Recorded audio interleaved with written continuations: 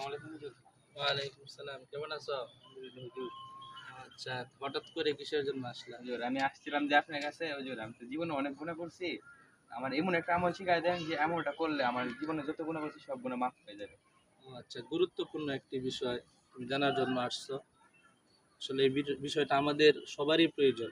আমাদের জিন্দেগিতে অনেক গুনাহ হয়ে গেছে, এই জন্য আল্লাহ পাক রব্বুল আলামিন বান্দাদের কোরআনে আল্লাহ তাআলা বলেছেন, লা তাকনাতু মির রাহমাতিল্লাহ, তোমরা আল্লাহ তাআলার রহমত থেকে নৈরাশ হইও না। নবীজি সাল্লাল্লাহু আলাইহি ওয়াসাল্লাম হাদিস শরীফের মধ্যে বলছেন, বুখারী শরীফের 6405 নম্বর হাদিসে বলছেন, মান ক্বালা সুবহানাল্লাহি ওয়া বিহামদিহি ফিল ইয়াউমি মিআতা মাররা, যেই ব্যক্তি প্রতিদিন 100 বার সুবহানাল্লাহি ওয়া বিহামদিহি পাঠ করবে, হুত্তাত খাতায়াহু, আল্লাহ তাআলা তার পিছনের গুনাহ খাতাগুলি মাফ করে দিবে। সুবহানাল্লাহ।